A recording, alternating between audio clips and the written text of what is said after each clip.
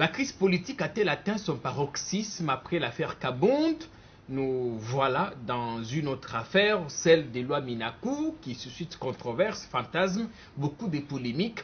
Les manifestations de mardi et mercredi ont été particulièrement violentes. Des particuliers ont perdu leurs biens, des maisons, des voitures saccagées. Et tout ça parce qu'on ne veut pas d'une loi ou des propositions de loi qui énerveraient la Constitution, jusqu'où le FCC est à mesure d'aller, jusqu'où son partenaire du cash est à mesure de faire le contrepoids. Bonsoir à tous, merci beaucoup de nous retrouver pour cette première émission post-déconfinement. Effectivement, ici à la Gambie, on nous déconfine un tout petit peu. Et nous aussi, nous reprenons le travail. Parce qu'en effet, le Covid existe, il tue même, et nous prenons le maximum de précautions. On fait cette rentrée avec Ernestine Nyoka, qui n'est plus à présenter, au cadre du PPRD. Bienvenue, merci. Comment allez-vous? Je vais très bien. Il faut ajouter que je suis secrétaire national en charge des médias et communications au PPRD. Donc c'est la patronne des médias et communications au PPRD, le parti de Joseph Kabila Kabange, l'ancien président de la République. Ernestine Nyoka, je voudrais, avant de parler politique, qu'on parle santé. Vous êtes la première invitée de cette émission après presque 3 mois d'interruption de nos programmes suite au Covid. La Gambie va être déconfinée ce lundi.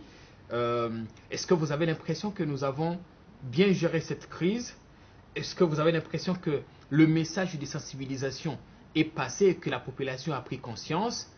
Est-ce que le Covid existe? Parce qu'il y en a qui doutent. J'aimerais, Jean-Pierre, avant de commencer, avoir une pensée pieuse pour ceux qui nous ont quittés dans le cadre de cette maladie, de la Covid-19. Parce qu'effectivement, la maladie existe. Paix à leurs âmes, les condoléances aux familles, et dire courage à eux qui ont perdu. Mais à eux qui ont perdu, puisqu'on va dire qu'ils ont une expérience en plus, à eux qui ont perdu de pouvoir sensibiliser les autres. Parce que la maladie existe. Ce n'est pas une fiction. Ce n'est pas une fiction, mais malheureusement, à mon humble avis, la sensibilisation n'est pas bien faite.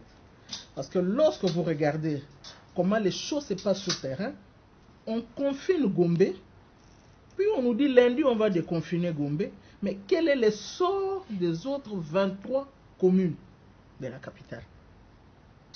Quel est le sort de ces communes? Après le confinement de la Gombe, nous n'avons pas de programme. Tout ce que nous avons appris, c'est que désormais, nous allons nous promener avec nos masques. Mais le problème, c'est que les autres pays à travers le monde, c'est des confines, hein, progressivement. On dit qu'il faut apprendre à vivre avec le coronavirus. C'est des confines. Mais qu'est-ce qu'on a fait en pratique? A-t-on fait un dépistage en masse des gens? A-t-on invité des gens? A-t-on décentralisé la question de tester les gens à la maladie? A-t-on je sais pas, mis à la disposition, la logistique à la disposition des différents centres les plus proches possibles de la population pour que les gens puissent être testés? Parce qu'aujourd'hui, regardez, nous vivons avec la malaria. La grippe ici qui nous embête pendant la saison sèche que nous venons de commencer, nous vivons avec, elle est aussi contagieuse. Mais les gens savent comment se prémunir. Mais avec le Covid-19, les gens ne savent pas comment se prémunir. Est-ce que vous avez l'impression... À part se laver les mains, tousser dans le coude, mettre un peu de crème hydroalcoolique sur les mains, la distanciation de 1 mètre, qui d'ailleurs n'est même pas respectée. Écoutez, quand vous allez par exemple, pas loin d'ici, disons vous allez à Selembao, ou bien vous allez à Bumbu. Là-bas, le corona n'existe pas. Le corona n'existe pas. Vous allez à Tchangu, à Massina, vous êtes à Pascal, vous allez vous rendre compte que les gens sont serrés les uns des autres. Vous allez vous rendre compte que le masque même, il se porte sur le menton, il ne couvre ni la bouche, ni le nez. C'est difficile. Et puis, vous allez vous rendre compte aussi que l'eau est une denrée rare. On ne sait pas avoir de l'eau. Alors qu'on doit régulièrement laver les mains. Alors qu'on doit régulièrement laver les mains. Et la question d'eau potable est une question capitale. Ça concerne, je crois, au moins 23 communes. Peut-être la Gombe a de l'eau en abondance, mais les autres communes n'ont pas de l'eau. Par exemple, chez moi en Galima, l'eau est une denrée rare. Même quand vous étiez au pouvoir, l'eau était toujours rare. L'eau est une denrée rare en Galima. C'est, on va dire, excusez-moi, c'est depuis après le départ de Mobutu. Parce que moi, je suis une native d'Ngalima. Ça signifie que je sais de quoi je parle. 18 ans après, votre gestion, vous n'avez pas su donner de l'eau à la population. L'eau est une denrée rare. Elle sort par intermittence, elle sort, ça dépend des jours, ça dépend des heures. Il y a des quartiers où même l'eau ne sort même plus. Sans parler de l'électricité qui pose aussi problème. Oui, mais d'abord, j'aimerais mettre l'accent sur l'eau. Oui. Parce que c'est l'eau qui, aujourd'hui, est l'un des moyens les plus capitaux pour pouvoir un peu se protéger contre le Covid. Alors, pour moi, la sensibilisation n'a pas été au rendez-vous. On ne sert pas trop les gens parce qu'on sait qu'ils vivent au taux du jour, comme on l'a appris à dire ici à Kinshasa, pour des raisons socio-économiques. On laisse un peu faire. Oui, mais excusez-moi, là, je vais vous interrompre. Hein. Nous avons eu 2 mois de gratuité, semble-t-il, pour la consommation en eau et en électricité. Et qui n'arrivait même pas. Déjà, l'eau qui n'arrivait pas. Et au lendemain de ces 2 mois, les factures des régies des eaux sont arrivées. La STEL n'a pas encore envoyé. La régie des eaux a envoyé les factures, mais il faut voir quel type de facture elle a envoyé. Et donc, elle a récupéré. C'est comme si... Les 2 mois de gratuité. Non, 3 mois. 1 mois d'avant, 2 mois de gratuité. Dans ces conditions, avec le taux d'échange qui n'est pas chose au rendez-vous pour le social des Congolais, comment voulez-vous que dans cette atmosphère-là, que la population se retrouve? C'est très difficile. C'est très difficile, mais une réelle difficulté. La santé n'a pas de prix. Si vous le pouvez, restez chez vous et prenez le maximum de précautions. On parle politique maintenant, parce qu'en fait, c'est dans ces contextes de crispation ambiante que vous, les politiques, vous nous assommez davantage avec des dossiers, des scandales. On n'a pas le temps de parler de Kabound, son affaire, qui est passée il n'y a pas très longtemps. FCC, vous nous amenez notre dossier, des lois que l'on qualifie ailleurs d'inopportunes. Vous êtes avocate, vous voulez assujettir la justice ou faire des magistrats du parquet, des entreprises publiques du FCC. Est-ce que vous comprenez d'abord la réaction de l'opinion publique qui a violemment manifesté mardi et mercredi? Jean-Pierre, j'aimerais vous dire d'abord que il faut féliciter l'éveil de la population. Mais seulement cette population qui s'élève parce qu'une loi ne leur plaît pas, doit savoir que l'état de droit, il n'y a pas que aller violenter des gens.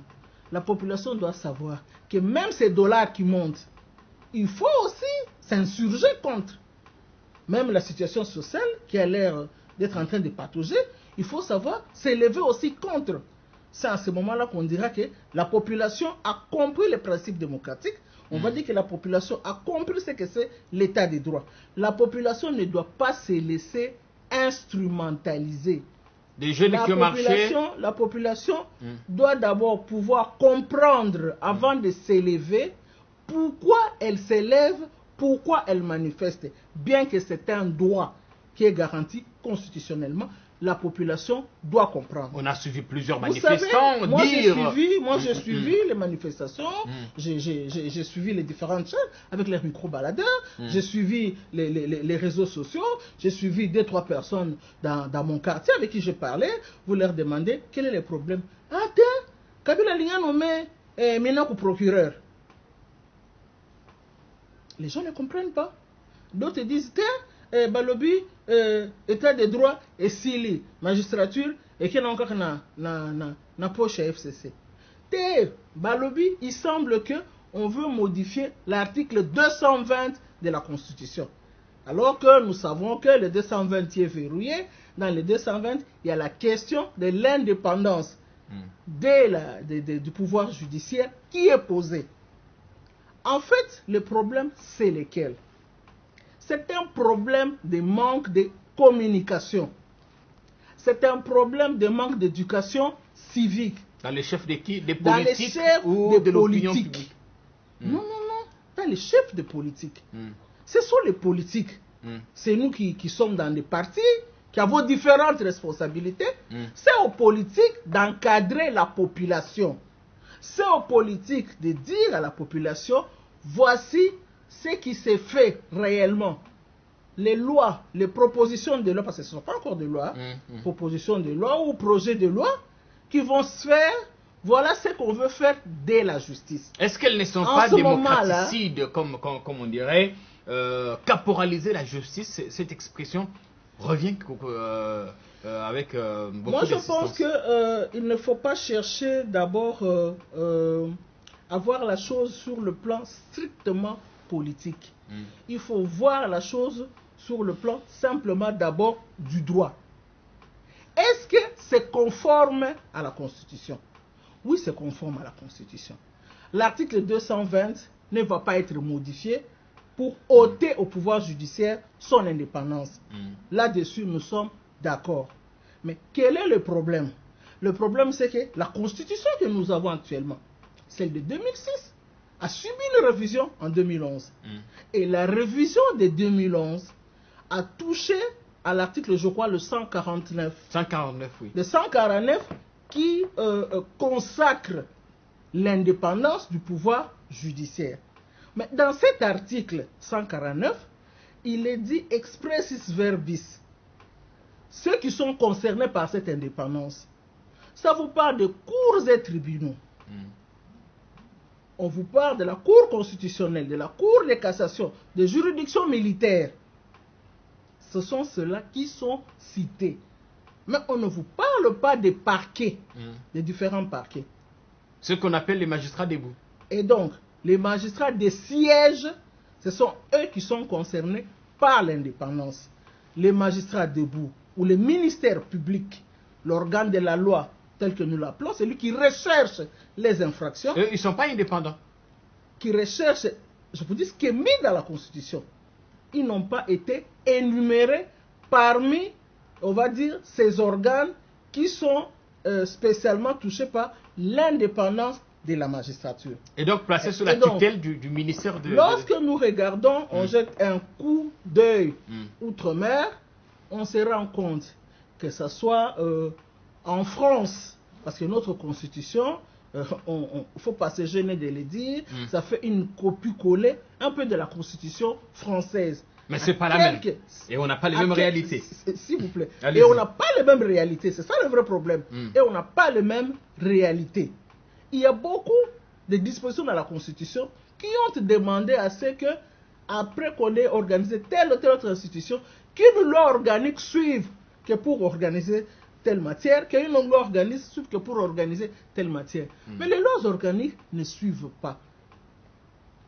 Alors, maintenant, comme je le disais, lorsque vous regardez outre-mer, en France, les systèmes d'injonction sous les magistrats des sièges existent.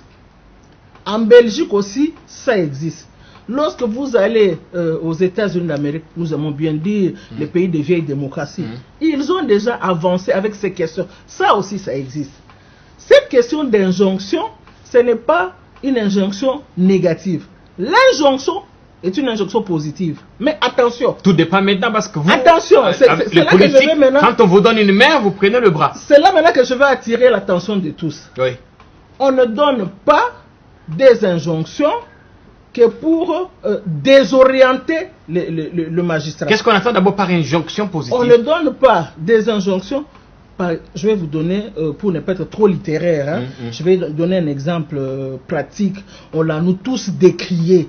Pendant que nous étions sous le règne du président Joseph Kabila Kabange, son excellence, nous avons tous décrié que le parquet général de la République, quand ils amorçaient certaines démarches, certaines enquêtes, instructions, sur un certain nombre de dossiers, principalement sur les hommes politiques, les dossiers restaient stagnants. Et le ministre de la Justice n'avait pas la capacité, puisque c'est lui le patron de la justice, n'avait pas la capacité d'aller demander qu'on lui fasse quand même la question de la redevabilité. Vous avez un dossier, mais nous devons comprendre le pour et le contre, et puis faites avancer pour que l'affaire aille en fixation. Ça ne s'est jamais fait, parce que le ministre de la Justice n'avait pas ses armes. Même lorsqu'il y avait le ministre Luzolo Bambi, l'homme de tolérance zéro, qui était très assidu, il n'avait pas la possibilité de le faire. Très récemment, je crois qu'au niveau des choses de l'Assemblée nationale, a été invité le ministre Tunda Yakassenda, aussi, qui a été aussi dans l'incapacité de donner à l'Assemblée nationale, à nos élus nationaux, un certain nombre d'explications parce qu'il est limité. Et je n'aimerais pas donner mon expérience d'avocat, mais j'aimerais simplement dire que lorsque vous regardez comment les choses se passent, un peu plus à l'intérieur, mais même à Kinshasa aussi, un peu plus à l'intérieur, les magistrats, on va dire, qui sont réellement, qui ont besoin de cette indépendance et qui la vivent, même si parfois il y a des dérapages, ce sont les magistrats de siège. Parce que pour dire le droit, il y a un certain nombre de choses dont il faut tenir compte. Alors et ils savent aussi que lorsqu'ils ont dit le droit, c'est dossier qui est venu au tribunal de paix peut aller en appel en grande instance, ou bien peut aller en appel après la grande instance, peut aller en appel à la cour d'appel, peut aller en appel à la cassation, on peut faire un pourvoi de cassation. Donc il y a un cheminement que les dossiers suivent. La personne, si elle a raison, si on vous a trompé par un juge, par un tribunal, par une cour, jusqu'à la fin on ne vous trompera pas. Jusqu'à la fin on ne dira pas qu'on a ignoré le droit. Alors que dans les questions, les dossiers qui vont dans nos différents parquets, il y a parfois des problèmes. L'affaire est une affaire civile. Mais parce qu'on a des connaissances, l'affaire civile quitte le niveau civil. Par exemple, nos histoires de garanties locatives, le contrat de bail, parfois qui pose problème. On transfère la chose, ça transforme plutôt la chose chez les magistrats. Du civil, on en fait un dossier pénal. Juste parce qu'on veut aider ou parce qu'une personne est venue et s'est dit tellement en difficulté et les magistrats organisent, on fait une réquisition. Donnez tous les pouvoirs. On fait une réquisition, pourquoi? Pour aller déguerpir alors que ce n'est pas passé par le pouvoir judiciaire. Et donc, il y a un problème de contrôle. Il y a un problème qui se pose des sanctions.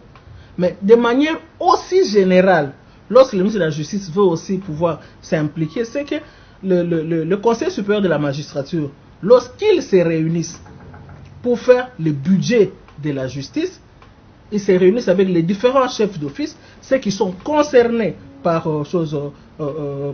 l'article qui s'occupe du Conseil supérieur de la magistrature.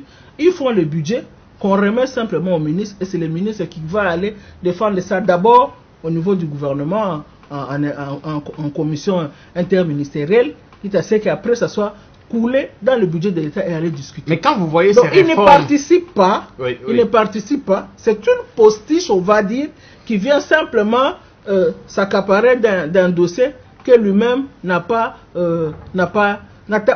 réellement... Et maintenant, il faut dépouiller le parquet, même le Conseil supérieur de la magistrature, de toute sa substance, en chargeant davantage le ministre de la Justice. Pourquoi voulez-vous politiser la justice? Non, je pense que la question c'est pas une question de politiser. Je crois que principalement, d'après la lecture que j'ai faite, quand on voit ces propositions de loi, c'est en fait, on dirait 3 petits points. Une redevabilité, savoir qu'est-ce qu'on fait, que le dossier avance, quand il y a blocage, qu'on puisse libérer, que l'affaire avance correctement. Je n'aimerais pas trop parler des procès actuels qui nous a tous tenus à cœur, mais quand même j'ai pu constater un malaise. Le dossier Caméré a été instruit au parquet général de Matete. Alors que lorsqu'on pourchasse, lorsqu'on poursuit, on recherche les infractions, la loi dit le lieu des choses de la résidence, le lieu de la commission de l'infraction. Quand vous regardez comment les choses se sont passées, c'était du juridiction, du ressort de la Gombe. Et donc, on aurait dû laisser à ces magistrats-là faire son travail que de charger le magistrat des choses de Matete, quand bien même on parle de l'unicité du ministère public, mais il faut respecter la répartition administrative qu'il y a sur terrain. Parce que vous avez vu le malaise. Après l'instruction, le procureur de Matete a renvoyé l'affaire devant le procureur des choses de la Gombe pour que l'affaire puisse être renvoyée en fixation. Oui, il y a des anomalies comme ça qui font qu'à un moment, il y a une espèce de grippe au niveau des choses de l'appareil judiciaire, principalement au niveau des choses de parquet. Il y a des questions qu'il faut pouvoir régler. Est-ce que ce n'est pas l'affaire Caméré qui vous a donné des insomnies, qu'on se dise, mais voilà, si on a fait ça des Camérés, que dira-t-on de nous-mêmes? Surtout qu'on sait Non, moi, que certains d'entre vous ont des cadavres dans leur placard. C'est un exemple que je vous donne, tel que je vous ai parlé de l'époque du procureur général du PGR, Floribert Kabange. Je prends aussi un exemple actuel que pour essayer de démontrer un peu certaines anomalies qui nécessitent, puisque la Constitution. Ce n'est pas une fuite en avant, ça, du FCC qui ne veut pas que ces ouailles soient poursuivis. La Constitution elle-même l'a prévu. Ce n'est pas parce que le ministre de la Justice va être impliqué que le magistrat suprême n'aura pas, le président de la République, son Excellence Félix Antoine Tshisekedi, n'aura pas la même mise sur la justice. Non, il est toujours le magistrat suprême. L'indépendance. Mais c'est le ministre de la Justice qui va proposer, par exemple, la nomination des magistrats provisoires, qui va être impliqué dans la désignation des juges de la Cour constitutionnelle. Vous voyez ce que ça fait. Le FCC veut-il récupérer la justice, l'appareil judiciaire? Vous savez que lorsque le FCC ne veut pas récupérer, vous savez que lorsque vous lisez la Constitution, vous allez vous rendre compte qu'il y a même, on va dire, 3 vitesses dans ces principes de la magistrature. On va dire qu'il y a même 3 vitesses. Il y a par exemple l'auditorat général. Quand on veut faire les poursuites pénales, c'est d'abord soumis au ministre de la Défense. Donc il y a déjà des dispatchings, on va dire, à l'intérieur. Et ils sont soumis déjà là. Mais ceux des magistrats, on va dire des magistrats civils, pourquoi doivent-ils être en l'air? Comme on va dire des orphelins qui n'ont pas de père, alors qu'ils dépendent aussi du ministre de la Justice, parce que lorsqu'il y a des problèmes qui se posent, même si le Conseil supérieur de la magistrature a siégé, en dernier ressort, comme par exemple je viens de vous parler du budget, il rentre vers le ministre de la Justice. C'est celui-là qui va défendre les choses, leur budget au niveau des choses du gouvernement, puis le budget qui partira au niveau des choses de l'Assemblée nationale. Pourquoi ces réveils brusques? On sait que la révision de la Constitution est intervenue en janvier 2011. On a mis 8 ans, presque 9 ans, avant de la compléter par des lois organiques, alors que M. Minakou, l'un des auteurs de ces propositions de loi, a piloté l'Assemblée nationale pendant 7 ans. Pourquoi ces réveils? Vous reprochez-vous de quelque chose? On ne se reproche de rien. C'est une question d'initiative. L'initiative pouvait venir aussi du gouvernement. L'initiative pouvait venir aussi du gouvernement ou d'un autre, tout à fait autre député. L'initiative pouvait aussi venir. Mais ou à l'époque, ça vous profitait et vous voyez que le contrôle essaye de vous échapper. Non, il faut dire qu'à l'époque, je viens de vous donner des cas. Nous-mêmes, on s'est plaint sur un certain nombre de choses. C'est comme ça que je vous disais que je ne voudrais pas vous donner mon expérience d'avocat, sinon j'étalerais des choses que je ne dois pas étaler et ce qui ne serait pas bien pour moi-même. En fait, ça ne nous a pas échappé. Ce n'est pas le seul élément dans la Constitution actuelle qui reste flottant. Ce n'est pas le seul élément. Il y a encore des dispositions ici qui demandent à ce qu'on puisse faire des lois organiques. Mais ça dépend des députés. Celui qui a la crème, celui qui a le savoir, celui dont les matières grises, on va dire, les petites cellules grises, ont fonctionné sur la question, ils se mettent à deux, à trois, ils proposent, c'est une proposition. C'est un projet. Et ces projets doivent pouvoir se discuter au sein de l'hémicycle. Donc, il vaut mieux d'abord que pour les députés de discuter l'affaire au niveau de l'hémicycle. Et moi, je pense, à mon humble avis, c'est si il y a blocage peut-être au niveau de l'hémicycle, à ce moment-là, on peut valablement donner l'éducation civique aux membres de son parti, que pour pouvoir faire la manifestation sans aller casser ni les édifices publics, ni les édifices des privés, ni aller violenter des personnes, même si ce sont des députés, ce sont des personnes que vous avez élues. Vous les avez élus, ce sont des députés nationaux, et c'est constitutionnel, c'est eux qui vous représentent. Les problèmes que vous posez, ce sont des problèmes qu'eux doivent résoudre pour vous. Peut-être que l'on peut dire, pourquoi ont-ils posé les problèmes pendant la période où peut-être il y a confinement ou il y a état d'urgence Peut-être que c'est ça la question. Quelle opportunité? La question qu'on pouvait se poser. Mais ici encore, je vais aussi, moi aussi, même si je n'ai pas le droit de poser une question, j'aimerais dire aussi à la population que nous sommes en train de vivre sans savoir demain nous allons où. Nous avons aujourd'hui des questions importantes comme la question du budget de l'État. Le budget qui a été voté, il a été voté à la hauteur de combien? Aujourd'hui, avec la question de la Covid-19, ce budget n'est pas, on n'a pas su mobiliser les recettes comme il se doit.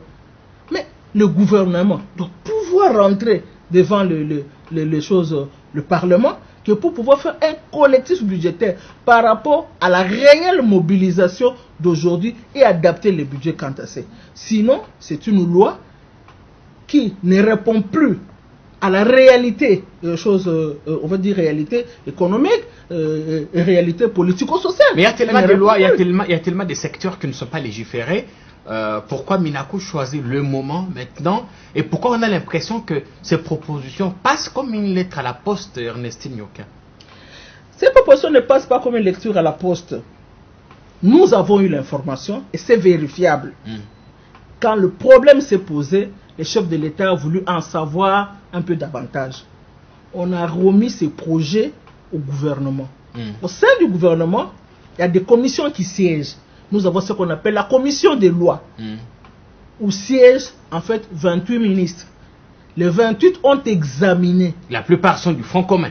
Les 28 ont examiné. Le représentant du chef de l'État était présent, parce que c'est comme ça que ça s'est fait. Il y a le représentant du chef de l'État, la présidence de la République, qui participe aussi. Et le secrétariat général au gouvernement, donc on va dire les technocrates du gouvernement, l'administration qui participe aussi, plus les ministres qui sont là. Des ministres, il n'y en avait pas que du FCC, il y avait aussi des ministres de choses du cash. Après explication de ces lois, après lecture de ces lois, lorsqu'il fallait adopter, mais ils n'ont pas vu d'inconvénient que pour pouvoir renvoyer ces textes-là, qu'ils soient discutés au niveau de l'Assemblée nationale, aux députés d'amener de contre-propositions. C'est comme ça que les choses se font. Et si cette loi, ces projets de loi sont illégaux, on va dire sont inconstitutionnels, au moment où la lecture sera terminée au niveau de l'Assemblée, ces dossiers partira au Sénat. Peut-être après on va faire une commission paritaire mixte que pour discuter la question. Il aura tout un trajet à faire, puis il ira à la Cour constitutionnelle. Si ça ne cadre pas avec la Constitution, eh bien, la Cour constitutionnelle va renvoyer ces dossiers. Mais avant cette étape, je pense qu'il n'y a pas de crainte. Avant cette étape, mais avant cette servant étape, de votre majorité, M. Minaku disait que ces cette lois étape, passeront. S'il vous plaît, avant cette étape, moi j'en appelle aux partis politiques. Il y a une loi sur le parti politique. Il y a des devoirs que le parti politique doit pouvoir faire, comme celui de pouvoir encadrer on va dire, ces militants. Et les partis politiques doivent encadrer, les partis politiques doivent savoir sensibiliser, et les partis politiques doivent leur dire, on va manifester, on ne va pas casser. C'est tout ce que nous refusons. C'est tout ce que nous condamnons.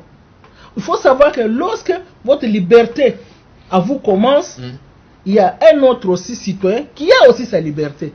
À un moment, mais c'était un mouvement spontané qui n'était pas prévu. Un mouvement spontané. Nous savons comment ça se passe dans les partis politiques. L'UDPS a dit qu'elle garde encore son mot d'ordre qui n'a toujours pas été donné. Il y a ce qu'on appelle les auteurs intellectuels. Nous avons vu des différentes déclarations sur des réseaux sociaux, lues sur différentes chaînes de télévision, et puis avec des menaces pour dire demain nous faisons ceci. On l'a vu. Pourquoi s'acharner sur l'UDPS alors que la MOCA et l'autre parti ont désapprouvé cette... Je n'ai pas cité l'UDPS. Je parle des partis politiques. Je me réfère à la déclaration de M. Chadari, votre secrétaire permanent, ou encore de M. Moulania. La déclaration de mon secrétaire permanent n'a pas fustigé l'UDPS. Elle parle un parti au pouvoir. Sa déclaration est sur Internet. Il a parlé d'un parti au pouvoir. Combien de partis sont au pouvoir? Nous, les PPRD aussi, nous sommes un parti au pouvoir. L'UDPS est un parti au pouvoir. L'UNC est un parti au pouvoir. L'ADER, je crois, du ministre délégué à la Défense est un parti au pouvoir. Il y a plusieurs partis qui sont au pouvoir. il ne faut pas réduire la chose. Parce que nous avions vu, parmi ceux qui ont marché, il y a aussi les gens de la Mouka aussi qui a marché, qui n'est pas du pouvoir. Donc ça signifie que donc, c'est le peuple, quel que soit le parti, c'est le peuple qui a marché. Quel que soit le parti qui a mis ces gens sur la route, il faut donner l'éducation aux membres de vos partis. Parce que c'est à ce moment-là qu'on dira effectivement que c'est ça l'état de droit. Mais l'état de droit, ce n'est pas ce que nous avons vécu. 15 policiers blessés, 3 manifestants blessés également, quelques interpellations. Est-ce que la police a été inerte? Est-ce qu'elle a fait son travail? Vous avez l'impression qu'elle recevrait des injonctions pour ne pas, par exemple, rétablir l'ordre public et laisser faire des manifestants envahir le siège inviolable du Parlement? Pour ce qui est des résidences des particuliers, on va dire que la police était en retard. À plusieurs coups, la police est arrivée, les manifestations étaient terminées, la personne avait déjà reçu le choc, la personne avait déjà été vandalisée pour ces points-là. Mais pour ce qui est du palais du peuple, on doit dire qu'il y a laxisme au niveau de la police nationale. Parce que le siège du palais du peuple, les textes aussi les consacrent. Je crois que l'explication est plus claire, je le dirais, dans les règlements intérieurs de l'Assemblée. Ces règlements-là, c'est la loi qui organise le travail au sein des choses de l'hémicycle. Et donc, la police n'avait qu'à être un peu plus diligente pour ce qui est du siège de l'Assemblée nationale. Sur ce point-là, moi je dis qu'il y a un travail qui doit être fait avec la police. Parce que si aujourd'hui on empêche les députés de parler, si aujourd'hui on empêche les députés de se mouvoir, c'est qu'on ne veut pas de la démocratie. C'est récurrent. C'est qu'on veut absolument aller vers une dictature. Et ça commence à devenir récurrent. Et c'est là que nous disons non, on ne peut pas museler tout un peuple. Parce qu'à l'Assemblée nationale, ces députés, ce sont des élus du peuple sur toute l'étendue de la République. Mais ils doivent écouter le peuple. Les députés doivent écouter le peuple quand ils grondent dans la rue. Le peuple est représenté. Là-dessus, nous sommes clairs. Le peuple est représenté. Mais quand la population n'est pas d'accord, le peuple est représenté. La frange de la population, qui n'est pas la majorité de la population, cette frange-là aussi est représentée. Ces députés siègent aussi à l'Assemblée. Pourquoi ces députés ne peuvent pas amener, puisqu'il s'agit d'une production intellectuelle, on va le dire, pourquoi ces députés ne viennent pas donner des contre-propositions? Lorsqu'ils auront vu que leurs propositions, contre-propositions, ont été refusées, bafouées, rejetées de la manière, on va dire, qui n'a pas été prise en considération de la manière la plus fantaisiste possible, à ce moment-là, on peut se dire, de l'autre côté, je pense qu'on commence à se jouer de nous, venez, nous allons manifester, parce que nous voulons telle loi, et ils ne veulent pas de telle loi. Nous voulons tel changement, ils ne veulent pas de tel changement. Là, on aurait compris. Mais les gens qui ont manifesté ne comprennent pas de quoi il s'agit. Est-ce que ce qui s'est passé mardi et mercredi, Ernestine Yoka, n'éprouve-t-il pas que vous avez certes votre majorité au Parlement, mais c'est le peuple qui est majoritaire et qui peut vous dicter le cours des choses? Ce qui s'est passé, on va dire qu'il y a manipulation. Qui a manipulé qui?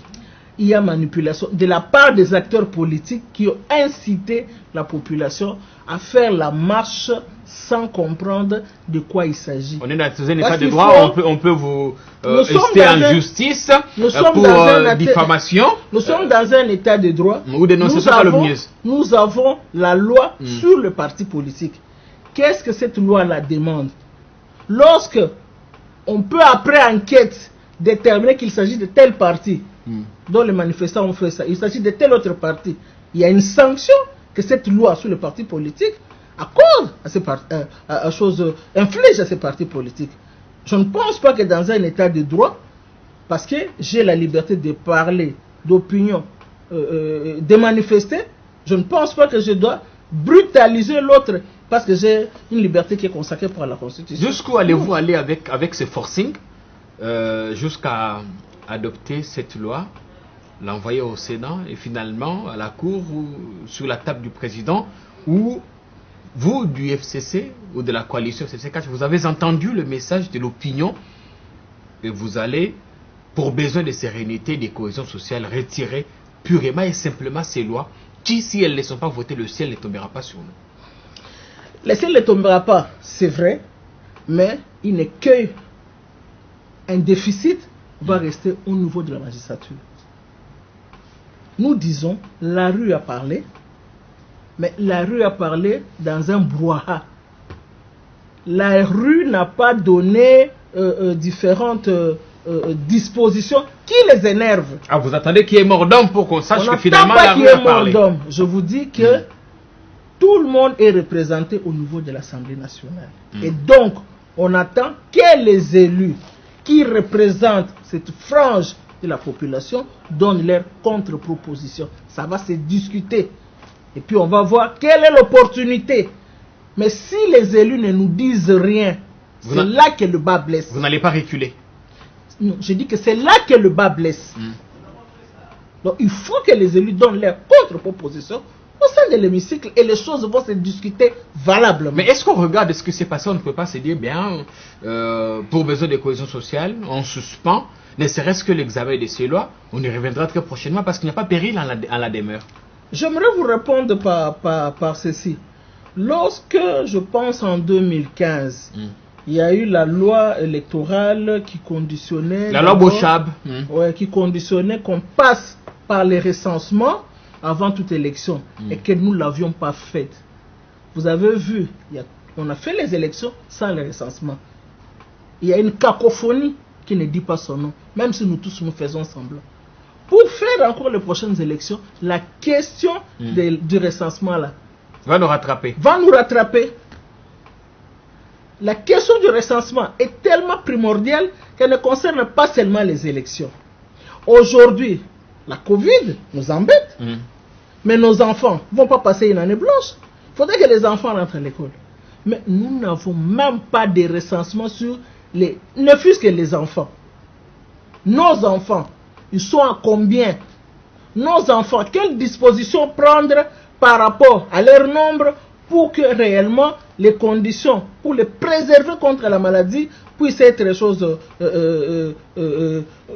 être observées. Donc, toujours avec les questions de recensement. Nous faisons des routes, mais nos routes, vous voyez comment elles sont détruites rapidement, hormis les questions logistiques sous l'état de construction. Mais elles sont utilisées par combien de personnes que pour pouvoir un peu calculer sur leur stabilité, sur leur durée de vie. Nous n'avons pas le recensement, nous n'avons pas le statistique de la population, nous imaginons des choses, voilà comment ça nous rattrape. Au niveau de la fonction publique, et ils essayent de faire encore un effort à l'intérieur des services, mais il y a encore des problèmes. Oui, il y a des problèmes. Nous n'avons pas un recensement. Nous ne pouvons même pas dire que notre état civil est constitué d'autant, les partis votants, les personnes qui votent des électeurs, c'est autant. Bientôt, mais le problème, il va y avoir des nouveaux majeurs. Le problème dans tout ça, c'est peut-être... la manœuvre, c'est de combien? La question du recensement qu'on a élagué à cette époque, elle continue à nous rattraper. Le problème, c'est peut-être l'intention qu'il y avait à l'époque. On dit de gens du FCC qu'ils sont malins, même félins, au point de toujours savoir jongler. Mais on a lu le communiqué de l'UDPS qui vous met en garde. Si vous continuez à faire le forcing, finalement le mot d'ordre sera donné. Le FCC gronde également et menace de rompre. Est-ce que c'est le désamour entre vous, nouveaux alliés? Je pense que les FCC a observé. Il y avait un adage à l'époque qui nous accompagnait. On disait Momemaki. Abunagata Swanagate. Les maquis là, c'est la population. C'est précieux. Il ne faut pas baboukana, il ne faut pas épanzana. Les maquis là, c'est la population. Ça ne devrait pas être le Congo. Alors, c'est comme ça que pour nous, les principes du forcing, de la violence, ne relèvent pas du FCC. Minakou a forcé en 2015 avec la loi Bochap. On a fait de parler d'autre chose. Suivez-moi s'il vous plaît. Merci. La violence. Ok. Le forcing dont je parle, moi je parle de l'aspect violence. Ça ne caractérise pas le FCC. Nous ne sommes pas une plateforme qui incite les partis, les militants à la violence. Mais nous observons, et nous avons longtemps observé, des colibés, des injures. Nous sommes habitués, nous regardons la violence qui nous est faite. Pas plus tard que je crois avant que nous commence le confinement, nous avons observé comment notre siège PPRD à Lubumbashi a été saccagé, Mbujima est saccagé. Je crois que dans partie de la province orientale, l'ancienne grande province orientale, nous avions eu aussi un siège qui a été saccagé, mais on n'a pas vu le PPRD s'élever pour aller casser au même moment un autre siège. Nous disons, nous avons observé, nous constatons. Est-ce que le problème, c'est pas parce que le PPRD n'a pas de militants? S'il vous plaît, s'il vous plaît, nous avons constaté qu'il y a une espèce de désamour.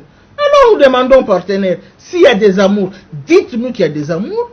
Nous sommes prêts à partir et à vivre la cohabitation de manière constitutionnelle. Il y a des signes qui ne trompent pas. Est-ce que vous ne vous rendez pas compte? Nous ne sortirons pas de la Constitution. Hier, après l'élection, lorsque le président Antoine Félix Tshisekedi Tshilombo a été élu, les gens ont dit, les FCC, c'est fini pour eux. C'est comme si on devait nous chasser de la République. Non, le Congo est à nous tous.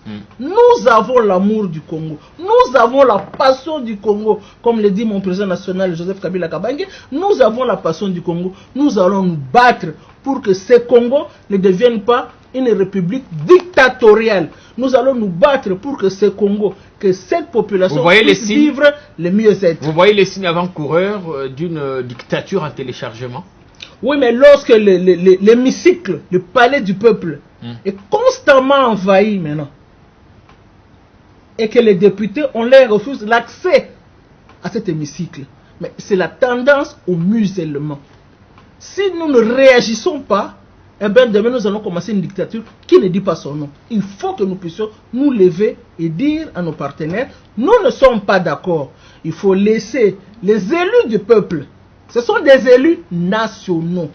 Ce ne sont pas des élus, même si quelqu'un vient avec son mandat, il a été élu liste PPRD, il a été élu liste INC, il a été élu liste ADER, il a été élu liste AFDC, mais lorsque la personne travaille pour la République, et c'est pas pour rien que la Constitution dit que tout mandat impératif est nul. C'est constitutionnel. Donc nous sommes là tous pour le peuple congolais. Quand le peuple pleure, nous savons que le peuple pleure et qu'il y a lieu vous, du FCC, vous entendez aussi que le peuple pleure. Il y a lieu de pouvoir faire. Nous le faisons. Nous le faisons. Aujourd'hui, nous avons la question qui nous a taraudé tous ici, de la vérité des urnes. L'Union africaine nous avait sommé de ne pas prononcer, que la Cour constitutionnelle ne prononce pas les résultats définitifs après l'élection du président Félix-Antoine Tshisekedi. Nous avons l'amour du Congo. Son Excellence Joseph Kabila Kabange, à son temps, président sortant, il a demandé à ce que la Cour fasse son travail en toute indépendance. Nous n'avons pas d'injonction à recevoir de l'Union africaine en cette matière-là, ni de quelques communautés internationales que ce soit, ni de quelques partis, choses à l'interne du pays. On a 2 minutes, on doit rendre à l'antenne et on estime le cas. Il y avait que la Cour constitutionnelle qui devait donner son verdict. Et qui a tranché. Eh bien, elle a tranché. Merci. Aujourd'hui, le président Félix-Antoine Tshilombo est en train d'œuvrer. C'est à ça que nous, le Congo, nous, les FCC, nous, les PPRD, nous voulons en arriver. Si vous divorcez avec vos alliés du cash, qui seront perdants, n'est-ce pas? Peut-être vous. Peut-être qu'il faudrait envisager cette fois-là la nomination d'un informateur, identifier une nouvelle majorité, voir si il n'y aura pas de transhumance. Vous faites un recul arrière pour rien. La question de la majorité est connue. La majorité, elle se tranche au niveau du Parlement, n'est-ce pas? C'est lui qui était d'un côté, qui pense qu'après qu'on ait dit que nous allons maintenant vivre la cohabitation, qui veut partir d'un autre côté, n'est-ce pas que son mandat sera nul? N'est-ce pas il a été élu sur une liste. Maintenant il s'est dit non, je vais sur l'autre liste. Vous pensez que celui-là, par rapport à comment sont articulées nos lois sur cette question-là, vous pensez que ce député-là restera? C'est la loi qui l'a dit. Ce n'est pas Maître Ernestine qui l'a dit. C'est la loi. C'est vous qui gagnerez dans cette bataille si Et jamais donc, vous décidez de et vous donc, séparer. Et donc, je crois que chacun va occuper par rapport à ce qu'il est l'institution qui lui revient du droit. Et l'intérêt du Congo Et dans tout ça. l'intérêt du Congo va être préservé. Vous regardez la caméra, Ernest Signoka, on a malheureusement fini, on aurait voulu prendre beaucoup plus de temps pour parler, mais la télé c'est aussi le temps qu'il faut respecter. Oui, vous regardez la caméra, à moins d'une minute, adressez-vous à l'opinion qui vous a regardé ce soir sur nos antennes, ici au pays et dans le monde. Quand je regarde ma caméra, mon souci est celui-ci, c'est de voir les Congos, c'est de voir mon pays vivre en paix. J'en appelle à notre population pour que chacun de nous mette un peu d'eau dans son vin, parce que l'intransigeance ne paye pas. La violence, la barbarie, le pillage ne paye pas. Dans les années 90, nous avons pillé le pays, et ce pillage-là nous a rattrapés sur le plan économique jusqu'à ce jour. Ne faisons pas l'erreur de rentrer dans les erreurs du passé pour que demain nous puissions encore pleurer tel que nous avions pleuré dans ce temps. Et donc, mon appel c'est à plus de calme. Aimons le Congo, aimons-nous. Ce n'est pas l'étranger qui viendrait arranger le Congo, ce sont les fils du pays, malgré nos différences, malgré nos divergences, malgré que nous sommes dans les différents partis politiques, aimons le Congo. On sait comment peut commencer une violence, mais jamais comment elle se termine. Nous n'avons que ce pays et nous avons l'obligation patriotique de l'aimer et de préserver les acquis démocratiques. Monsieur du FCC Cash, s'il vous plaît, mettez-vous ensemble et ne brûlez pas la case. Cette émission est terminée. On se retrouve le vendredi prochain, lundi rediffusion. Vendredi prochain pour un autre numéro. D'ici là, portez-vous bien. À très vite.